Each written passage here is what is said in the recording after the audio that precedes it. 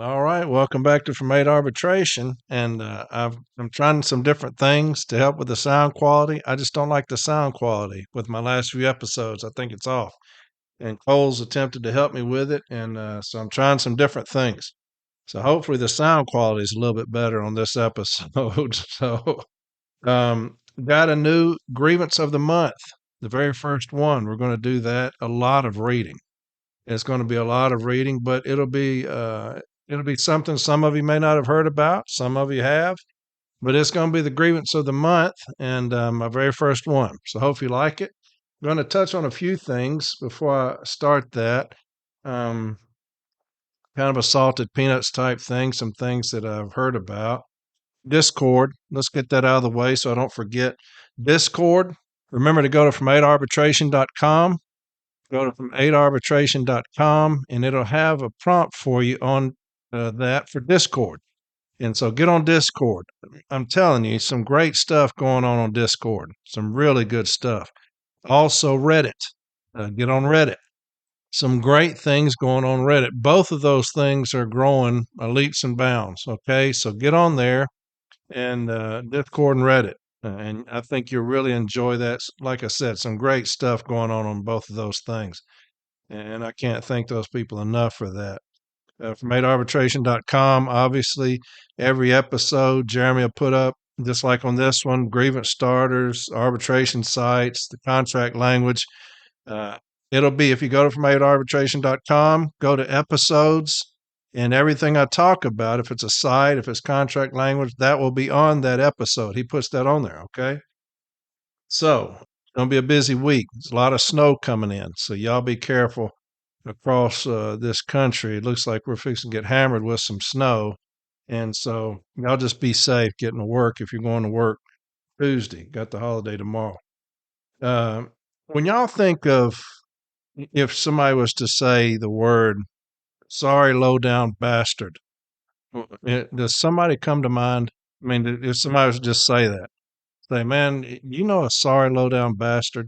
It's just somebody's face come up when you say that. What about a sorry chicken shit coward? Does somebody's face come up when somebody says that? I know that's a weird question, but some stuff has gotten back to me about somebody up at National with Pony Boy. I'll just say that. Going into the CAU, Contract Administration Unit, up there at National, and chewing out the CAU, thinking that somebody in there is leaking stuff to me and threatening their jobs and threatening to send them back to carrying mail. That's just what's come back to me. It may be true, may not be true, but that's what I've heard from several people, is that sorry low down son of a bitch has gone in and started threatening people, saying that whoever's talking to me, let me tell you something, man. Nobody's talking to me from the CAU. I don't know anybody in there. I've never heard from anybody in there. Nobody's ever sent me anything from in there. Um, and so for you to go in there and threaten somebody, not knowing what in the hell you're talking about, you're a sorry, low down son of a bitch. And that's how I feel. Uh, that's what we deal with management here at work. People that threaten and bully and try to intimidate because of their position. You're no different than them if you're doing that to our people. I tell you, there's nothing lower than that. You're a cowardly motherfucker to me. And so I hope it's not true. I hope it's not true that you've gone in there to our people and threatened them, threatened their position, thinking that somebody's talking to me. Nobody's talking to me, you dumb shit. Why don't you call me and talk to me about it rather than going there and threatening them?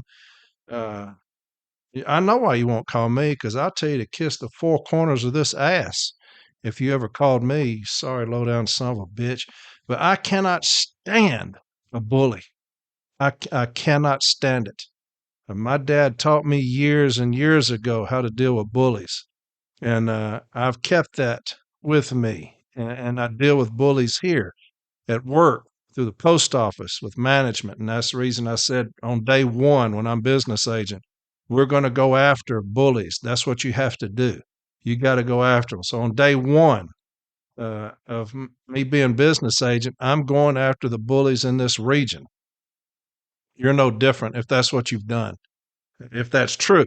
If it's not, then so be it. But uh, to go in there and threaten a group of people because you think they're talking to me, you're a piece of shit, man. You're a piece of shit. Um, but you can talk to me about it wherever and whenever we can address it, you know, like men, or we can mess some hair up if you want to. It don't matter to me, but I cannot stand a bully. Man, I cannot stand. The only thing worse than management is a snitch, and right there with a snitch is a bully, and that's what you are if that's what you did. And so that's something that's been crawling all over me for a long time because several people have reached out to me telling me that that happened. I hope it didn't. I hope it didn't. I hope you're better than that. Just because you and your boss don't know what in the fuck y'all are doing up there, don't go after our people. That's my people. That's my people. I'm here for the city letter carrier only. But those people, most of them are city letter carriers, and they're up there, trying to help us. So to go in there and try to intimidate them or threaten them, piece of shit. That's all you are, piece of shit. I know that it's a different world up there. It's a different world at national. There's different rules that they play by. Um, a lot different than us down here on the floor. Even as an advocate, I'll tell you this story. It's funny, but when I would do arbitrations back before I got blackballed, and I still do them here locally. So I'll talk about them, because I do them here locally. My president said she ain't gonna have nobody do them but me, and so I do them here locally. And but when I was going all over the South doing arbitrations, we were on fire, man. I was going to Lake Charles quite often, going down there with Mr. Bro, AJ. And so I left, I would leave about 6 in the morning and I would drive probably 10 hours to get down to Lake Charles. And then AJ and I would meet when I got down there about 5:30 or 6 and go over the case. And we would have talked before then, obviously, about what was going on with the case file. And there are generally the overtime grievances, where he got to the $1,000 per carry remedy. And so I'm headed down there one morning, and I'd always stop and fill up with gas. And so I'm pressed for time, right? Because you got to get moving. You got, it's a long trip. And I drove everywhere.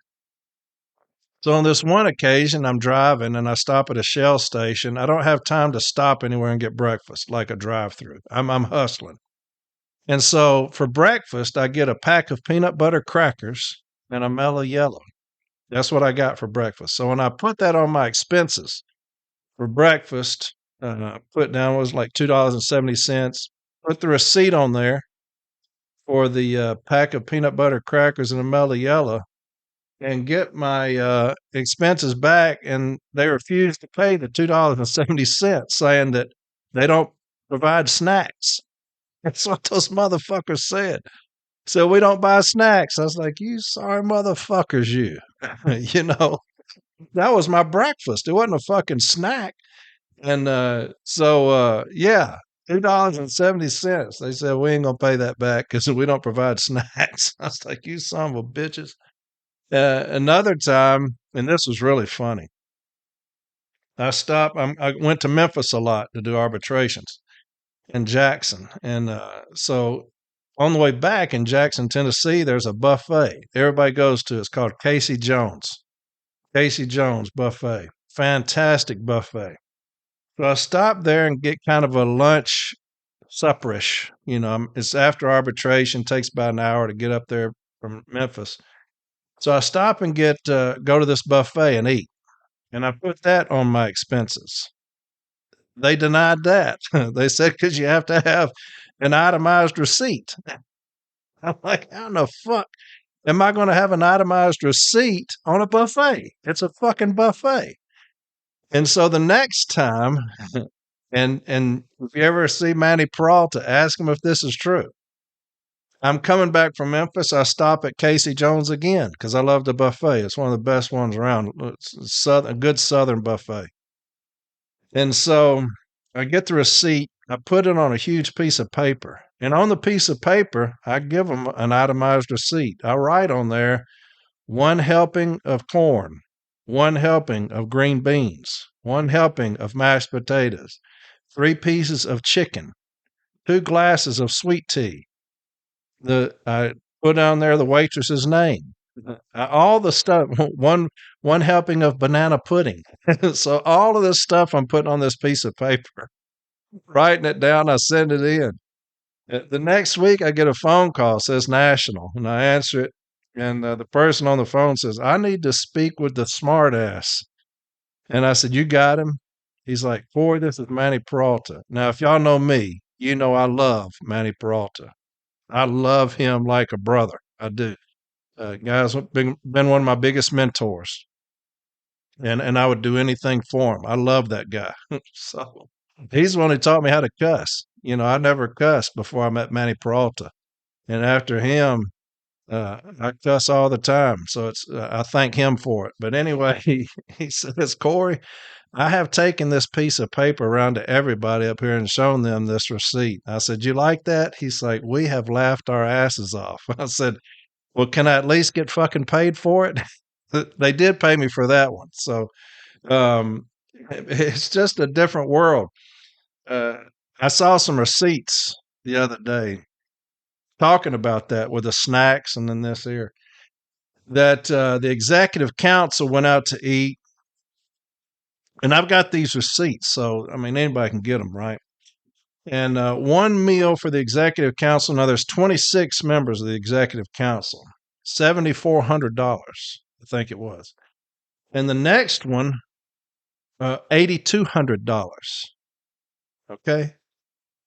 That's $320 per person to eat.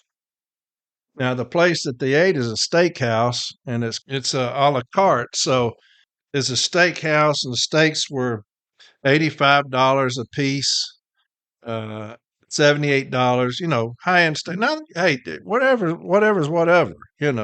That's what you want to spend. Up there at National, $320 a piece. Now it could have been family members as well. I don't know. But $320 a person, and my ass can't even get $2.70 back for some fucking snacks. And so it's just a different world. It is. I heard the person got upset about me talking about them working, and then their husband, who plays a clarinet in a rock band, has a job up there as well.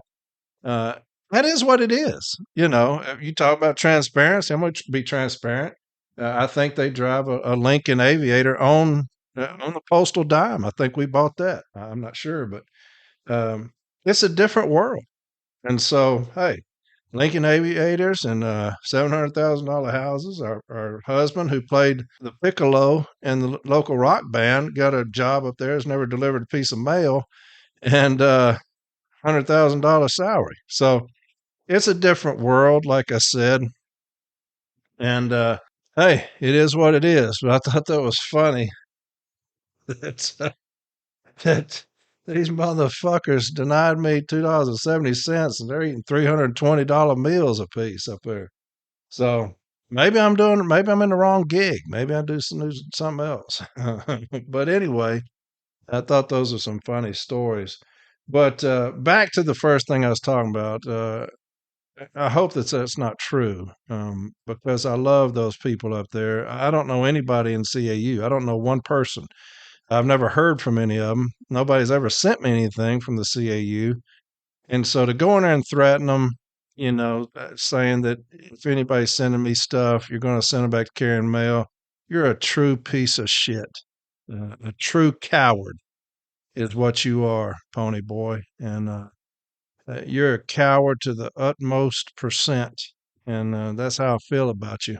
If that's what you did, I wouldn't tolerate that if I was them. And y'all don't have to tolerate that. That's what I'd tell my carriers if a manager came in and did that same thing. I would tell them, we're not going to tolerate this. We're not going to tolerate you coming in here and saying that. You're not going to threaten us. Just like I would tell my kids, you're not going to threaten us on the workroom floor. You're not going to come in here and threaten me, uh, take my job away. Like I said, you can kiss the four corners of this ass right here. And if you didn't like it, like I said, we can go mess some hair up if you want to. And the problem with that is I'm bald, bitch. And so, you hear what I'm saying? You know what I'm saying? So anyway, don't threaten people. Don't threaten. Don't be a bully. Don't threaten ever, ever. I won't tolerate that. I will not tolerate that. And your boss shouldn't tolerate that. He should have put his foot square in your ass if he heard about that. For doing that. You be better. Be better than that. You're not going to be up there long, but while you're up there, be better than that. Okay? Good. All right. Another thing, red line policies and stationary events are roaring back. A lot of people are talking to me about red line policy and stationary events. They're coming back big time. So get back and listen to those episodes on the red line policy. A lot of business agents don't know what it is, never heard of it, and unfortunately. So the business agents need to educate themselves. Tell them to come on to Formate Arbitration and listen. Don't do that. They don't like me, but they need to educate themselves so that they can educate their members. And a lot of business agents aren't very educated. And so the red line policy is coming back. Get back on those episodes, find them, refresh your stuff on that. And the stationary events. Now, unfortunately, we do not have a friend in the NALC with stationary events, and a lot of people are uneducated on that. I'll read some stuff to you that I have saved about the stationary events and where the NALC is at, unfortunately. And so one of the things says we had a quick stand up today telling us they will be pulling carriers off the street and making them go back driver's training, should say go back to driver's training for excessive backing after 3 times. Since when can we be disciplined from scanner data? They said it's from district. We're in the Atlanta district. Anyone else get this today? So they're watching us on the scanners with the scanner data. Now that's not discipline when they say they're going to send you to refresher training, but after 3 times backing, which is based off of watching us on the street through the scanner, they're going to bring us back off the street and go to training. Now, this one person said discipline is an official discussion, letter of warning, blah, blah, blah. Official discussion is not discipline, but also said this sounds like they're going to offer some additional training based on data that may or may not be correct. Please, I'll take a day of driver training at full pay. That's missing the point. That's missing the point, saying that I'll take a day of driver training. They're watching us on the street with these scanners. That's what they're doing. They're doing street supervision with these scanners. And the NALC has missed that. Here's what somebody said. They put in the language of M39 134.12, accompanying of carriers on the street, and I'll read the language just a bit. And so they're talking about spying and using covert techniques. Here's what this person said. I filed that grievance, and the Step B team didn't back me up. They said it wasn't a street observation and that they can do that. I spoke to our MBA about it, and he said that the executive council has discussed it, and that's how they feel about it. It's crazy to me. We've never agreed to be big brothered. The NLC has completely missed the boat on this one. Completely. When they're saying it's not street observations. And I'm going to read the language again to you in just a bit. Here's another thing somebody said. We got a talk today that some carriers are taking too long between relays. They said it should take us 2 to 3 minutes between relays. What's the standard if there is one? First off, there is no street standard. So they're telling y'all that they're taking too long in between relays. Now, where'd they get that from? The scanner data. So they're watching us on the street. Now, if I'm doing a relay, is that a street function or an office function? I'm going to say that if I'm doing a relay, that's a street function, wouldn't you? If I was telling an arbitrator, we've got an office function and a street function. I have no street standard, so it doesn't matter. But relays are on the street.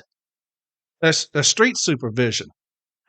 They're trying to circumvent that language with these scanners, and the NLC is backing them on that because of the dumbass memos signed by the dumbass president with this stupid shit. And that's where all this is coming from when we agreed that they could watch us with these scanners. All hell's broken loose because of that dumb shit there. And so, and here's another thing somebody put on. This was on the scanner. A lot of people sent me this. Reminder, if you take a lunch, you must move your truck at 29 minutes. District is watching stationary time carefully.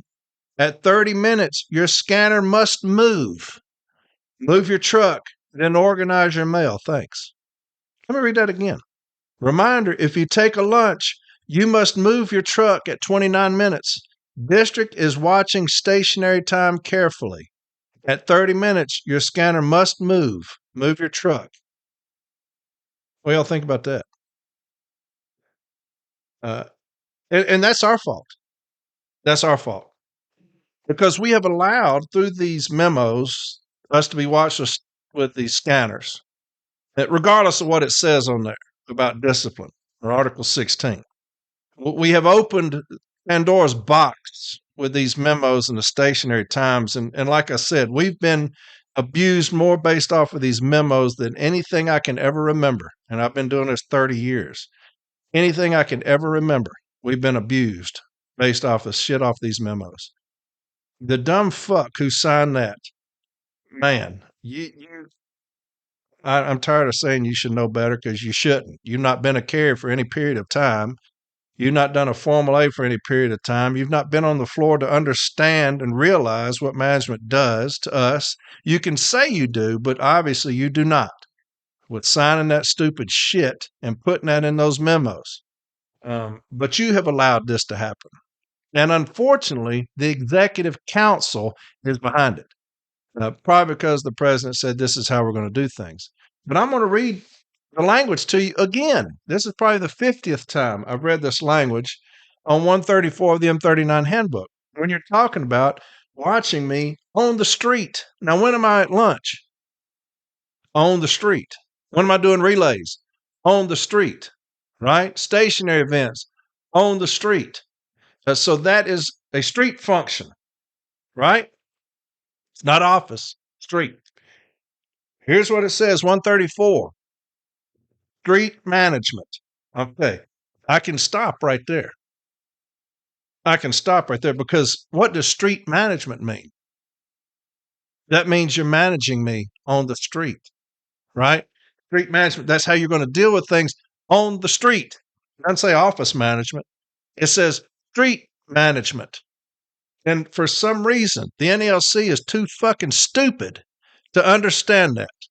Whoever says that that's not street observation, you've missed the point completely. You've missed the fucking point. They're watching us on the street with the scanners, with relays, with lunches, with anything dealing with backing. When they're talking about these backing events, that's street management. When you're dealing with things that I'm doing on the street, how in the fuck can we not grasp that? Who is the dumb shits that don't understand that? Let's read it. Objectives 134.11. Street management is a natural extension of office management. I'll read that again for the executive council who don't know their ass from a hole in the ground when it talks about this. Street management is a natural extension of office management. You know what that means? They're not the same. They're not the same. All carriers are to be notified to expect daily supervision on the street, just as they receive daily supervision in the office. Now, when you're talking to me about lunch breaks, is that supervision? Are you supervising me? When you're talking about backing, is that you being the supervisor to me? Are you supervising me when you talk about backing or relays or lunch? Yes. Yes, you are. So that's incorporated right here. For a delivery manager to fully understand and control the organization, the manager must be aware of any conditions that affect delivery anywhere within the service territory. Now, when you say the manager must be aware of any conditions that affect delivery anywhere within the service territory, would you be talking about lunches? Would you be talking about backing? Would you be talking about relays? Would you be talking about stationary events of any kind? I think you would, right? If you're saying be aware of any conditions that affect delivery, I would say that that would fall under that purview, wouldn't you? 134.12, accompanying carriers on the street. Now, I guess that the executive council is saying that accompanying carriers on the street is us having the scanner. That the scanner accompanies us on the street, and therefore management can look at that scanner and determine things that we're doing off that based off of scanner data. Is that what the executive council is saying? That because we have a scanner, that is basically management in our pocket, or management in our holster, or management in our bag. Is that what the executive council is saying? That management is accompanying us on the street with us having a scanner? If that's their position, they're dumber than I thought they were. They're dumber than I thought they were. Accompanying carriers on the street. That means get your lazy ass up out of your chair and come out there with me and watch. That's what that means. It doesn't mean watch my scanner. It's considered an essential responsibility of management and one of the manager's most important duties. Managers should act promptly to correct improper conditions. A positive attitude must be maintained by the manager at all times. 134.13. Conservation of energy is most important, and street supervision must also be directed to achieve this objective. Supervisors must not permit unauthorized deviations from the route. Engine idling, would that be stationary events to them? Maybe, possibly, right? For excessive periods, would that be stationary events? Wasteful driving habits, and unauthorized or excessive vehicle stops and moves on park and loop routes. 134.2, techniques. 134.21, the manager must maintain an objective attitude in conducting street supervision and discharge this duty in an open and above board manner. 134.22, the manager is not to spy or use other covert techniques. Any employee infractions are to be handled in accordance with the section in the current national agreement that deal with these problems.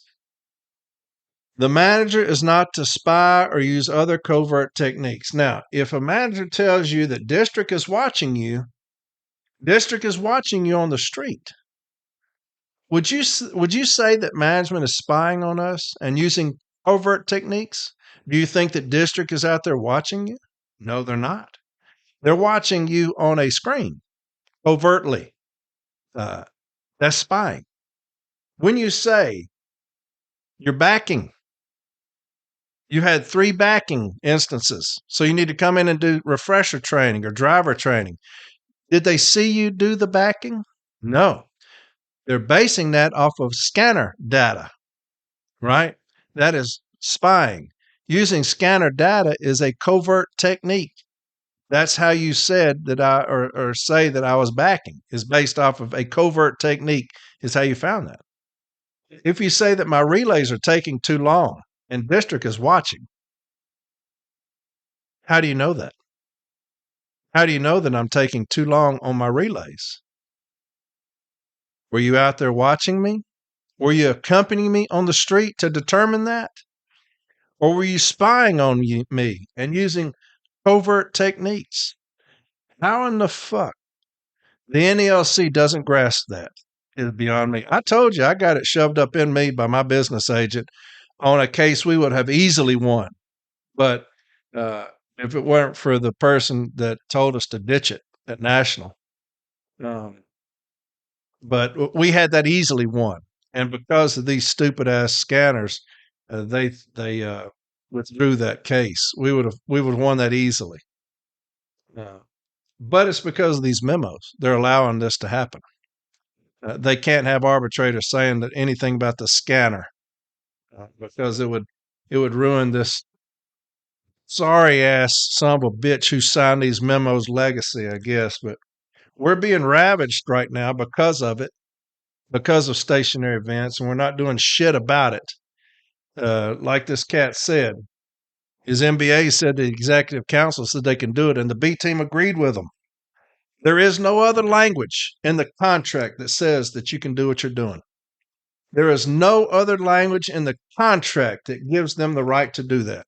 Article 3 does not give them the right to do that, where it says managers have the right to manage. Article 3 does not give them the right to do that because their very own handbook, M39, section 134, tells them how they will do things after I leave the office. Office time and street time are not the same. They are told clearly how they will handle things when I leave the office. When I'm on the street, when I am on the street, it is spelled out crystal clear in 134 how you will handle me when I'm on the street. So how they've buffaloed us, just like they did with the cease and desist and the escalated monetary reward, we have got the most cowardly individuals in charge right now. That management is kicking in the ass all the time. And I cannot wait until they're replaced so we can start attacking these things. I don't trust mine to do shit. I don't trust them to do a damn thing. And we got people getting ravaged right now. Our brothers and sisters are getting ravaged right now because of these stationary events. And it's coming back. It's coming back around. They're going to keep coming after us. And that's what I always say, man. I give them credit. I give management credit. They will not stop. They will never stop. So I give them credit for that. Um, I hate the motherfuckers myself, and I know a lot of them listen, and that's fine. And like I said, last time I said that, I said, y'all listen. I know that y'all are dishonest, low down, and sorry asses, man. I've never met anybody sorrier than y'all, postal management. Y'all are the most dishonest individuals I've ever met in my life. Had an arbitration the other day on a removal where management's advocate encouraged them to lie. And we know that because they tell us, their witness came out and she told JB, I'm not lying. I'm not going to lie for them.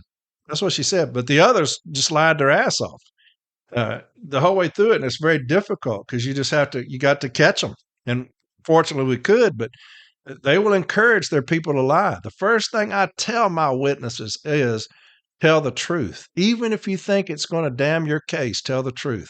If you think about telling the truth you're going to get fired, tell the truth. Don't ever be dishonest. Management is the exact opposite. They encourage their people to lie. They're deceitful, dishonest, despicable individuals. I wouldn't give you a nickel for 1,000 of them. They're piss poor, and we let them do it. We're letting them do it with these stationary events. They're abusing my people, man, based off of stationary events. The language is crystal. It couldn't be any more clear how they're going to handle me on the street. And if I'm doing relays, if I'm doing lunch, if I'm doing backing or whatever, that is street functions. That's me on the street. And so you're going to manage me on the street. This tells you how to do it. Accompanying me on the street. Nowhere does it say that you can do street management with a scanner. There's nothing in any handbook or manual that says that. Nothing. And so I don't get it. I don't get it. And we got buffoons like this guy saying, just go to the class. It'll be fun. Stupid as fuck. Dumbass. Uh, you let them get away with things and you keep letting them get away with things and let them get away with things and you just shrug it off as, oh, well, man, they're management. They're stupid. That's what I'm talking about, a militant union. That's what we need. We need a militant union that constantly puts that foot in their ass, called the 8190. Constant. And like I said, day one, when I'm business agent, shit will change in this region. shit will change. And there's a whole new ticket coming. Shit's going to change. The days of us getting kicked in our ass are coming to an end. I cannot stand it. I cannot stand it. Because it's not how I was raised. Before I got this job, it wasn't how I was raised. And that's not when I was at the jail. Like that didn't happen. I didn't care what we was up against. And my dad taught me better. My mom taught me better than to cower down and get kicked in the ass. And it pisses me off. I can't stand it, man. I'm telling you. Just like that sorry ass pony boy telling the CAU that, bullying them. God, I can't stand that, man. I wish that motherfucker would say that to me, man. Oh, shit. But anyway, let's get to the grievance of the month, and then I'll be off of here. That took too long. There's going to be a lot of reading, okay? A lot of reading. I got a site for you. Um, got this language here that they sent me. We're going to deal with the 39-hour report, PTF maximization. All right. Does that get you excited? But this is what the grievance of the month is going to be. It's going to be things that probably we haven't dealt with a lot. And I like that idea. I love that idea. I don't like it. I love that idea. Things that we haven't dealt with a whole lot that are unusual but will reap benefits. You'll see the fruits of your labor here, and I believe this is one of them.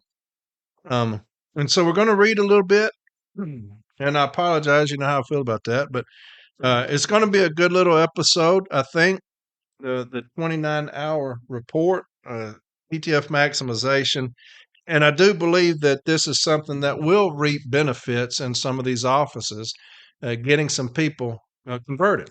All right. And Jeremy's going to put every bit of this up on from8arbitration.com on this episode. So when you get on there, you scroll down to episodes. He's going to put all this on there. All right. And so I believe this will really help you. 73C. 73C. C, a part-time flexible employee working 8 hours within 10 on the same 5 days each week and the same assignment over a 6-month period will demonstrate the need for converting the assignment to a full-time position. I'm going to read that again and listen to these numbers. It's simplistic, but yet if you don't listen to it that way, it's very confusing. It's very simplistic, okay? Do not overthink this language, all right? C, a part-time flexible, PTF, employee working 8 hours within 10 on the same 5 days each week and the same assignment over a 6-month period will demonstrate the need for converting the assignment to a full-time position. Demonstration of regular schedule and assignment. Okay, so if you're saying, what are you talking about? Will demonstrate the need, or when they say, and the same assignment over a 6-month period. They're going to define it. Demonstration of regular schedule and assignment. A PTF carrier working a regular schedule, meeting the criteria of Article 7.3c, which I just read, on the same assignment for 6 months demonstrates the need to convert the duties to a full-time assignment. The 6 months must be continuous. Got a step 4, M1069. M1069, and I got a good arbitration site for you, okay, when we're talking about this. The 6 months must be continuous. Time spent on approved paid leave does not constitute an interruption of the 6-month period. I'm going to read that again because that's crucial, and that's what this arbitration site is talking about, okay? Time spent on approved paid leave does not constitute an interruption of the 6-month period, except where the leave is used solely for purposes of rounding out the work week when the employee otherwise would not have worked. There's a step 4, M913. For the purposes of Article 7.3c, a part-time flexible employee not working all or part of a holiday or observed holiday, as defined in Article 11, does not constitute an interruption in the 6-month period. Where the local Memorandum of Understanding, or LMOU, provides for rotating days off, a PTF employee who works the same rotating schedule, 8 hours within 10, 5 days each week on the same uninterrupted temporarily vacant duty assignment over a 6-month period has met the criteria of Article 7.3c of the National Agreement. That's M 1398. Now, a lot of M documents, so if y'all got your pen and pad, write them down, okay? You got M 1069, M 913, and M 1398, all right? National Arbitrator Mittenthal held in case number 5070, it's C05070, C05070, that time spent by PTF on an assignment opted for under the provisions of Article 41, Article 41.2b, counts toward meeting these maximization criteria. However, the provisions of Article 7.3c will be applied to an uninterrupted temporary vacant duty assignment only once, and that's M 1398. Article 7.3c applies to all installations regardless of size, and that's M 1032. In addition to the maximization language found in Article 7.3a of staffing an 88% full-time workforce and 200 or more work year offices, the Postal Service must convert PTF carriers to full-time flexible positions when these conditions are met. Additionally, a maximization MOU found on JCAM page 724 states, Memorandum of Understanding between the United States Postal Service and National Association of Letter Carriers, AFL-CIO, regarding maximization full-time flexible NALC. Where a part-time flexible has performed letter carrier duties in an installation at least 40 hours a week, 8 within 9 or 8 within 10 as applicable, 5 days a week over a period of 6 months, excluding the duration of seasonal periods on seasonal routes, defined in Article 41, Section 3R of the National Agreement, the senior part-time flexible shall be converted to full-time carrier status. This criteria shall be applied to postal installations with 125 or more man-years of employment. It is further understood that part-time flexibles converted to full-time under this criteria will have flexible reporting times, flexible non-scheduled days, and flexible reporting locations within the installation depending upon operational requirements as established on the preceding Wednesday. The parties will implement this in accordance with their past practice, date July 21st, 1987. This establishes that a different criteria exists for postal installations of 125 or more man-years of employment. Working on any assignment for at least 40 hours a week over a period of 6 months would qualify for conversion of the senior PTF for a full-time flexible position. The conversion to full-time flexible creates many benefits to the employee. Chief among those is increased salary, paid holidays, leave accrual, and advancement of leave, and the opportunity to assign overtime lists and assume different priority in holiday scheduling. Ancillary benefits could include different quotas of employee leave for an office or installation based on LMOU language. JCAM page 726 outlines responsibilities of the USPS and NALC to branches in 125 or more work year offices. The JCAM states in relevant part, 39-hour report. Every paper, now listen to this. I guarantee you most of y'all this ain't happening, okay? 39-hour report. Every pay period, the Postal Service provides the NALC with a report that lists the names of PTF city letter carriers who have worked 39 hours or more during each service week during the previous 6 months in offices with 125 or more work years. This report is distributed by the NALC to its branches through its regional offices. It is designed to make it unnecessary for shop stewards to regularly request timekeeping data to monitor the maximization memorandum. If a name is listed in an installation, it does not automatically result in the conversion of the senior PTF to full-time flexible in the installation. Local management may examine the work hours of the listed PTF to determine if all the criteria of the memorandum has been met. In order for the hours worked to meet those criteria, the hours worked must be 8 hours within 9 or 8 hours within 10, based on the size of the office.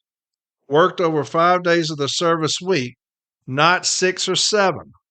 Not during seasonal periods on a seasonal route, and worked in the performance of city letter carrier craft duties. Local management may also review the actual number of hours worked each day and week of the 6-month period. By tracking of 39 hours rather than 40 hours each service week, the parties recognize that a conversion should be made if the PTF missed the 40 hours by only minutes on a day or days during the service week. In addition, local management may examine whether approved leave was used solely to reach the triggering level of hours worked during any of the service weeks during the 6-month period. If there is no dispute that all these criteria have been met, then the senior part-time flexible employee, not necessarily the part-time flexible employee listed on the report, shall be converted to full-time flexible city letter carrier status in the installation. In such cases, there is no need for the union to request additional timekeeping data or conduct any additional investigation. However, if local management asserts that an employee listed in the report did not meet all of those conversion criteria discussed above, the union should be given the data which management relied upon to make the decision. The union is not precluded from disputing local management's decisions through the grievance procedure. This process has been developed by the national parties to avoid grievances and cumbersome exchanges of information requests and rebuttal on the issue. Focus on the exchange of information and ensure that the intent of the national parties is determined at the local level. This JCAM language contains two important provisions: the entitlement to notification of potentially qualifying PTF employees via the 39-hour report. Make sure you are getting that, the 39-hour report, and the criteria for which management may contest the conversion in a 125 or more work year office. The criteria needed to be met for the conversion of a PTF to an FTF position are 1. 39 hours or more worked each week over a 6-month period, 8 hours within 9, 125 or more work year office, or 8 hours within 10, 200 or more work year offices. 2. The hours worked must be over 5 days of the service week, not 6 or 7. The hours are not during seasonal periods of a seasonal route. 4. The hours worked are in performance of city letter carrier craft duties. 5. Time spent on approved leave does not constitute an interruption of the 6-month period, except where the leave is used solely for the purpose of rounding out the work week when the employee would not have otherwise worked. 6. Not working a holiday or a designated holiday does not constitute an interruption in the 6-month period. The 39-hour report generated by the Postal Service provides acknowledgement that criteria 1 and 2 above have been met. The onus will be placed upon the service to determine that the assignment worked was seasonal, that leave was improperly used, or that work was performed outside of the carrier craft. The argument of leave usage can be addressed through carrier statements that leave was used for illness in the case of sick leave, or for rest or recreation purposes for annual leave.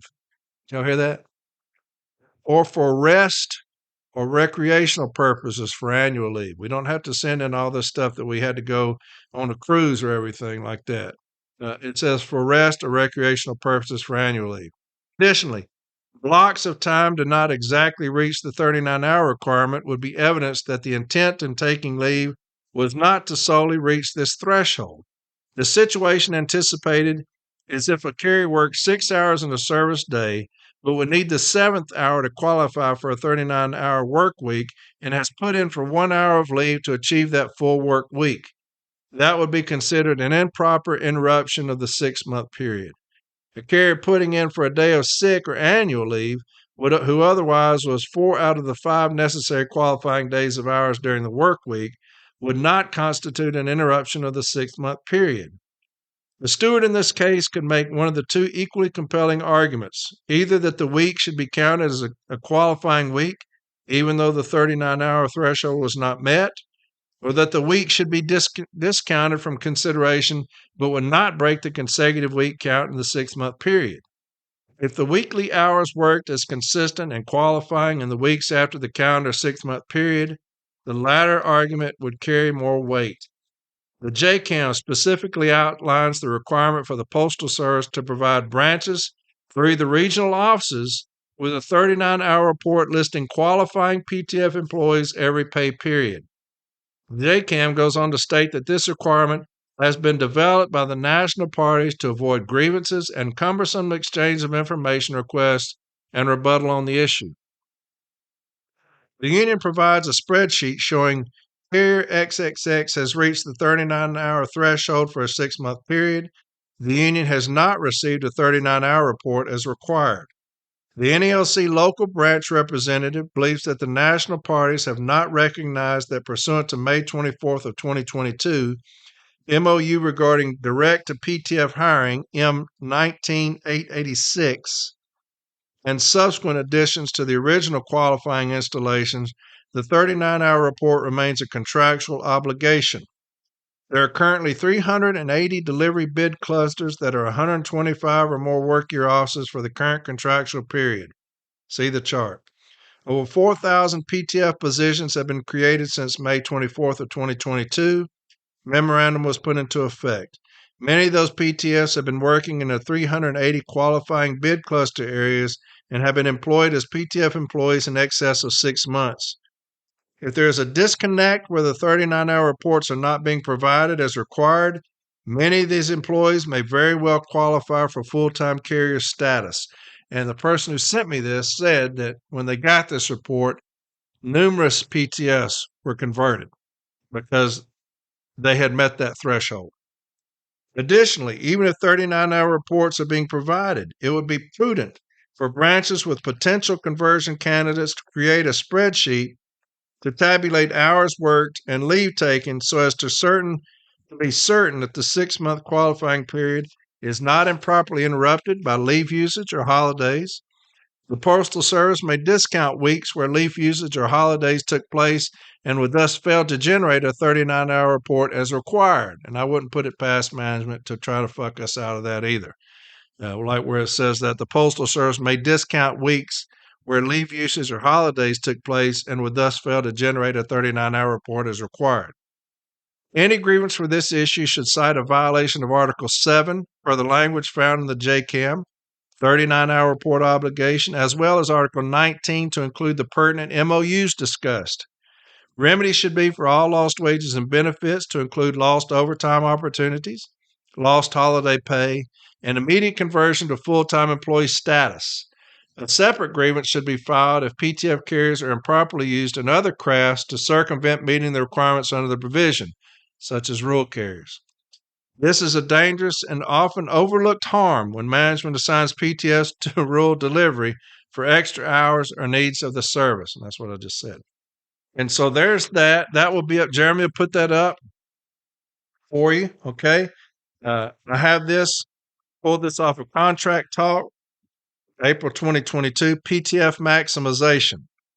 Upon ratification of the 2019-2023 National Agreement, the Postal Service and NELC agreed to a new Memorandum of Understanding, MOU, regarding city carrier assistance conversions to career status. The MOU provides automatic conversion to career for city carrier assistants, CCA, who have not been converted to career status by the time they reach 24 months of relative standing in their installation. The agreement ensures that these employees will now be converted to part-time flexible career status in their installation, rather than continuing as non-career employees. This automatic conversion after reaching 24 months of relative standing will take place in every size office throughout the country, providing additional rights and benefits as well as peace of mind to non-career carriers. As a result of this new 24-month automatic conversion, many offices have seen the return of PTF letter carriers. The first conversions under the MOU took place on May 8th of 2021.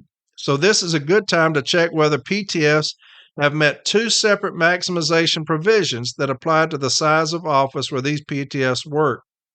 These maximization provisions are in addition to the requirement to promote PTS to full-time status in accordance with the Memorandum of Understanding, MOU, regarding full-time regular opportunities, city letter carrier craft, found on pages 161 through 165 of the 2019-2023 National Agreement. For an explanation of this MOU, please see Director of City Delivery Christopher Jackson's article in October 2017 edition of the Postal Record. Article 7, Section 3C states, a part-time flexible employee working 8 hours within 10 on the same 5 days each week and the same assignment over a 6-month period will demonstrate the need for converting the assignment to a full-time position. This provision applies to all offices, regardless of size. It requires the establishment of an additional full-time position if the qualifying conditions are met. The July 2014 Joint Contract Administration Manual provides the following explanation of this provision on page 737. Demonstration of regularly scheduled and assignment. A PTF carrier working a regularly scheduled, meeting the criteria of Article 73C on the same assignment for 6 months demonstrates the need to convert the duties to a full-time assignment. The 6 months must be continuous. Step 4, 1069. Time spent on approved paid leave does not constitute an interruption of the 6-month period, except where the leave is used solely for purposes of rounding out the work week when the employee otherwise would not have worked. Step 4, 913. For the purposes of Article 73C, a part-time flexible employee not working all or part of a holiday or observed holiday, as defined in Article 11, does not constitute an interruption in the 6-month period. Where the local memorandum of understanding provides for rotating days off, a PTF employee who works the same rotating schedule, 8 hours within 10, 5 days each week on the same uninterrupted temporarily vacant duty assignment over a 6-month period, has met the criteria of Article 7.3c of the National Agreement. That's Step 4, 1398. National Arbitrator Mittenthal held, and that's the decision I cited earlier, C05070, C05070. That time spent by PTF on an assignment opted for under the provisions of Article 41, Article 41.2b, counts toward meeting these maximization criteria. However, the provisions of Article 7.3c will be applied to an uninterrupted temporary vacant duty assignment only once. That's M1398. The MOU regarding maximization full-time flexible NELC found on pages 738 of the July 2014 JCAM provides the following. Where a part-time flexible has performed letter carrier duties in an installation at least 40 hours a week, 8 within 9 or 8 within 10 as applicable, 5 days a week, or over a period of 6 months, excluding the duration of seasonal periods on seasonal routes, defined in Article 41, Section 3R of the National Agreement. The senior part-time flexible shall be converted to full-time carrier status. This criteria shall be applied to postal installations with 125 or more man-years of employment. It is further understood that part-time flexibles converted to full-time under this criteria will have flexible reporting times, flexible scheduled days, flexible non-scheduled days, and flexible reporting locations within the installation depending on the operational requirements as established on the preceding Wednesday. The parties will implement this in accordance with their past practice. The July 2014 JCAM explains the application of this MOU on pages 740. This specific maximization obligation is similar to that of Article 7.3c, but is because it is triggered by a PTF carrier working a relatively regular schedule over a 6-month period. However, where Article 7.3c requires work on the same assignment, this memorandum requires only that the PTF carrier be performing letter carrier duties of any kind. Every pay period, USPS provides NELC with a report that lists the names of PTF city letter carriers who have worked 39 or more work hours during each service week throughout the previous 6 months in offices with 125 or more work years. This report is distributed by NELC to its branches throughout its regional offices. It is designated to make it unnecessary for shop stewards to regularly request timekeeping data to monitor the maximization memorandum. If a name is listed in an installation, it does not automatically result in the conversion of the senior PTF to full-time flexible in that installation. Local management may examine the work hours of the listed PTF to determine if all the criteria of the memorandum has been met. For the hours worked to meet those criteria, the hours worked must be 8 hours within 9, 8 hours within 10, based on the size of the office, worked over 5 days of the service week, not 6 or 7, not during seasonal periods on a seasonal route, and worked in the performance of city letter carrier craft duties. It is important to note that this full-time flexible maximization provision applies only to the offices of 125 work years or more. If shop stewards and NELC representatives believe that a PTF may have met the criteria of either of the maximization provisions explained above, they should review the tax employee everything reports for PTS to determine whether they have indeed been met. If the criteria are met and management doesn't take the appropriate action, a grievance should be filed citing a violation of the appropriate provisions explained above. And so there's that. And then I have a grievance starter that Jeremy's going to put up for you. We're going to do all the work for you right here. Right here from arbitration, all right? So it's a grievance starter for you. And it says issue statement. Did management violate Article 7 of the National Agreement and full-time flexible memorandum of understanding by failing to convert the senior PTF to full-time to FTF status in a timely manner? And if so, what should the remedy be? And then it's got facts. PTF letter carrier so-and-so are the senior PTF letter carriers in the station. The union has provided tax employee everything reports. The union created a chart showing the hours worked on a daily basis by the PTF. And it's got contentions. In the Joint Contract Administration Manual, JCAM, the following language appears in the full-time flexible memorandum signed July 21st of 1987 regarding maximization full-time flexible NELC. Where a part-time flexible has performed letter carrier duties in an installation at least 40 hours a week, 8 within 9 or 8 within 10 as applicable, 5 days a week over a period of 6 months, excluding the duration of seasonal periods on seasonal routes, defined in Article 41, Section 3R of the National Agreement, the senior part-time flexible shall be converted to full-time carrier status. This criteria shall be applied to postal installations with 125 or more workman years of employment. It is further understood that part-time flexibles converted to full-time under this criteria will have flexible reporting times, flexible non-scheduled days, and flexible reporting locations within the installation, depending upon operational requirements as established on the preceding Wednesday. The parties will implement this in accordance with their past practice. Number 2, letter carrier so-and-so has met the criteria outlined in the FTF MOU quoted above. 3, the following language appears in the JCAM concerning potential conversions to FTF. By tracking of 39 hours rather than 40 hours each service week, the parties recognize that a conversion should be made if the PTF missed the 40 hours by only minutes on a day or days during the service week. In addition, local management may examine whether approved leave was used solely to reach the triggering level of hours worked during any of the service weeks during the 6-month period. 4, the above language states that management may examine whether approved leave was used solely to reach the triggering number of hours. The word solely is defined as only for nothing other than.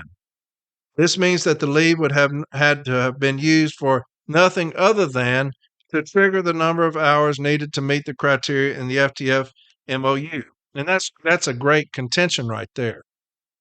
I'll read that again. The above language states that management may examine whether the approved leave was used solely to reach the triggering number of hours. And the word solely is defined as follows: only for nothing other than. This means that the leave would have had to have been used for nothing other than to trigger the number of hours needed to meet the criteria in the FTF memo. 5, all leave used by PTF letter carrier so-and-so was used for either recreational or personal reasons, or incapacitation or undergoing medical or dental treatment. All annual leave and sick leave requests were approved in advance.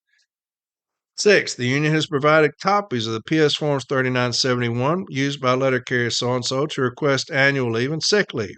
The chart below was created by the union to examine these annual leave, sick leave requests. I've got a little chart for you.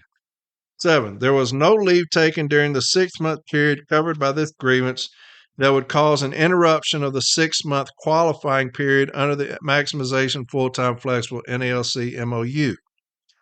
8, letter carrier should have been converted to FTS status no later than, gives the date, as a full-time employee. Letter carrier so-and-so should have been paid for all holidays thereafter.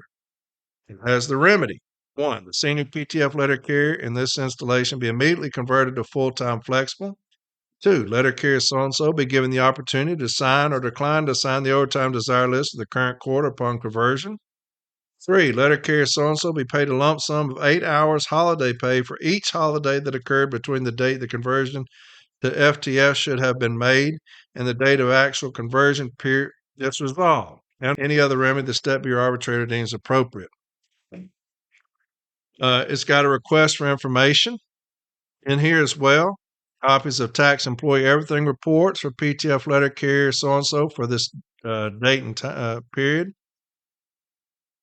2 copies of any and all PS Form 3971s for all leave used by PTF letter carrier so-and-so for the periods dated there. PS Form 3972 for the last 2 calendar years for the PTF letter carrier. 4, current letter carrier seniority roster for this station post office. I'm also requesting time to interview the carrier. It's got a request for steward time, and then it's got your chart. When it's talking about, they have a chart there. It's got your chart, week 1 all the way down to week 26, pay period week, Saturday, Monday, Tuesday, Wednesday, Thursday, Friday. So it's got your chart on there. So that grievance start is very good. That will be on the episode as well. And I've got an arbitration site. It's just something that you can put in your case file. It's 29852. 29852 is arbitrator Herbs. And we were represented by Mr. David Miller, okay? And this was from 2012. It says the grievance is sustained. D. Martinez met the maximization requirement of Article 7. The senior PTF shall be converted to full-time flexible as quickly as administratively possible. And then I'll read his decision, the discussion, okay? And if you want to read the whole thing, it's going to be up on formatearbitration.com as well. If you want to read our position and management's position, but I'm not going to do that because it's already an hour and 10 minutes in. Discussion. The parties have essentially agreed that the facts in the case are basically undisputed. PTF Martinez met the maximization requirements or criteria as established in Article 7 for the 6 months between pay period 3, week 2, through pay period 16, week 2 in 2010, except for the dispute as to 1 day in week 2 of pay period 12. Management argues that the annual leave request by Martinez, which was only approved for 6.09 hours instead of 8 hours, constituted a break in the continuous work requirement of Article 7.3c. Management argues that Martinez did not work on the day in question as a TE worked, which means there was an interruption in the continuous assignment of PTF Martinez. Despite the TE working those hours, management, in its brief, ably argues that it made every effort to ensure that PTF employees were utilized prior to assigning any such work to TEs. The arbitrator agrees with that contention and notes the union does not attempt to rebut that argument in any respect. The facts clearly establish that PTF Martinez in all weeks other than week 2 of pay period 12 was utilized by management prior to any work being assigned to the TE. The arbitrator further recognized that on June 4th of 2010, the TEs worked and Martinez did not. The assignment of the TEs to perform the work on that day was not an attempt by management to interrupt Martinez's continuous 6-month work cycle required for maximization of a PTF. That finding, however, does not resolve the issue that is presented. What management is overlooking is that Martinez, prior to June 4th of 2010, requested annual leave. Supervisor Hodges acknowledged that when this request was approved, Martinez was therefore not scheduled to work.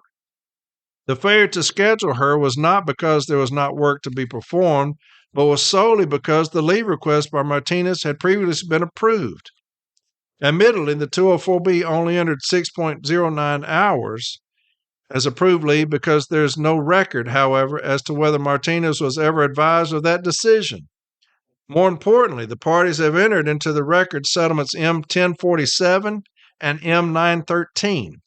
These settlements state that leave, which obviously would include annual leave, which has been approved, will be counted toward the hours requirement and does not constitute an interruption of the 6-month assignment, provided the leave is not taken solely to achieve full-time status nor to round out the work week.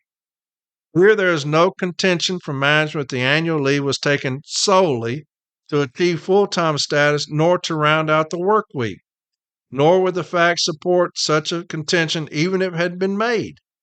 The leave was requested several weeks before the end of the 6-month continuous work cycle. Neither Martinez nor even management could know for sure whether she would be scheduled to work during the last 6 months of the 6-month period. There is absolutely no proof that the leave was taken solely to achieve full-time status nor to round out the work week. All of the provisions of Article 7 as to the criteria necessary for maximization of the senior PTF have been met other than that glitch due to the desire of Martinez to take earned annual leave. Arbitrator Dilts, in a somewhat analogous case involving a holiday during the applicable 6-month maximization period, had this to say. Further, it is clear that the parties' mutual intent was for the 6 months of 5 days and 40 hours on the same assignment be interrupted as the need for conversion to a full-time assignment. This is not a matter of seconds or even a single holiday in a 6-month period.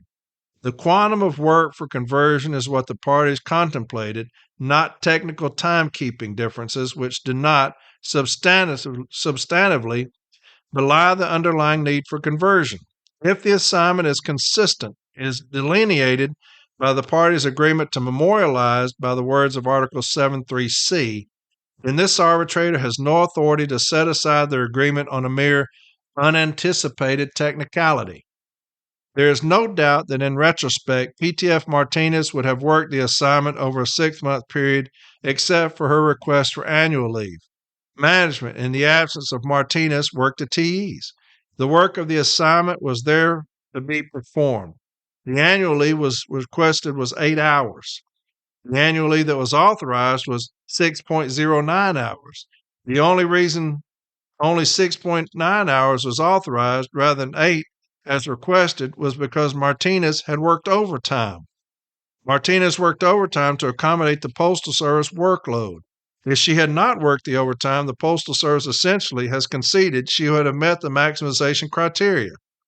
The JCAM reflects an apparent similar position that these technicalities should not detract from the intent of maximization, where it states a PTF not working all or part of a holiday or observed holiday does not constitute an interruption in the 6-month period. As Arbitrator Dilts stated, the quantum of work was there on the assignment as demonstrated by the T's performing the work in the absence of Martinez. To allege the overtime Martinez worked as an interruption in the continuous nature of this assignment would be absurd, nonsensical, and not supported by the contract nor the handbooks, as stated by Arbitrator Lurie. The fundamental rule of contract interpretation is that a contract should be given the interpretation which will best effectuate the intent of the parties. Where that intention is clearly and unambiguously expressed, there is no need for interpretation.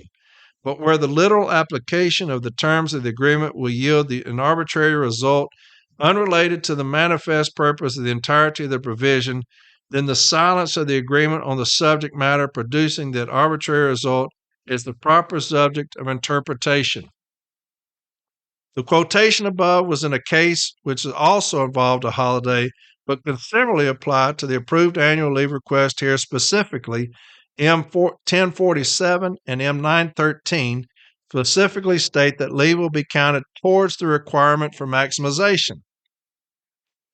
As previously indicated, management is not to be faulted for scheduling TE on June 4th to work the hours when Martinez would have worked. Management did comply with their responsibilities to use the PTFs instead of TEs. However, that assignment does not show that, but for the approved annual leave of Martinez, she would have worked those hours instead of the TEs. Based upon the record that has been presented, the arbitrator finds that the union has demonstrated the need to convert the senior PTF to a full-time flexible. Ruling. The grievance is sustained. The senior PTF shall be converted to full-time flexible as quickly as administratively possible. The union has stated that there is no request for a monetary remedy, so none is provided, and it's signed. And so there you have it. 39-hour report, maximization. I thought that that was a very good first grievance of the month. I did. I want them to be like that. Things that we normally don't deal with. The 39-hour report. How many of y'all knew that there was one? Uh, so hopefully going over that language, and I wanted to be redundant, and that's the reason I pulled some other stuff up, and to be redundant with that language so that it would get into your head when you hear things.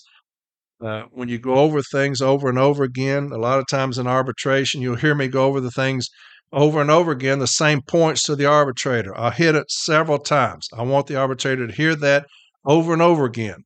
And so that will drive that point home. I'm bad about that or good about that, whichever one you want to say. And so there you have it. A very good, I like that. Very good first grievance of the month. Very good. And so all of that will be on from 8arbitration.com. Get on there and pull it up, and let's see if we can make some people regular. All right, let's get some people out of that PTS status. All right. So hopefully you enjoyed that, and we'll do that. Like I said, we'll have a grievance of the month. Now I'll do other training, obviously, but a full-on grievance like that, even have your grievance starter. Uh, I love that. Thought that was really good, and I appreciate that person sending that to me. Um, he's very knowledgeable. And so there you have it. There's another episode of From 8 Arbitration. How's that? Went off a little bit at the beginning.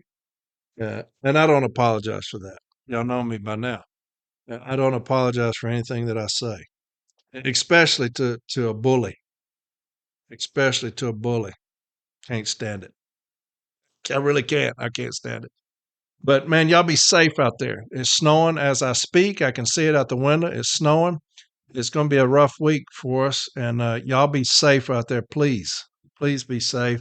And I will talk to y'all next Sunday.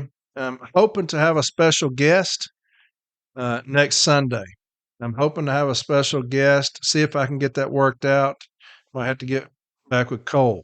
See if I can get this person on here to talk to y'all. He's been wanting to get on for a while, and me with the move and everything has kind of put that off. But hopefully, have a special guest next week. All right. And if not, if that doesn't work out, we'll do something if it's wrong. Okay. I'll talk to y'all later. Thank y'all so much for the love y'all show for Made Arbitration, man. We're just getting started. We're just getting started on this. I love being a thorn in people's side, whoever it is. I just do. If you're not for me, you're against me. And I feel that way as a city letter carrier. I really do. I'm coming 100% from the perspective of city letter carrier because that is what I am as a city letter carrier. I work for my union doing things, advocacy, and used to train stuff before I got blackballed, but 100% as a city letter carrier. And so if you're not for me, you're against me. And that's either side. That's either side.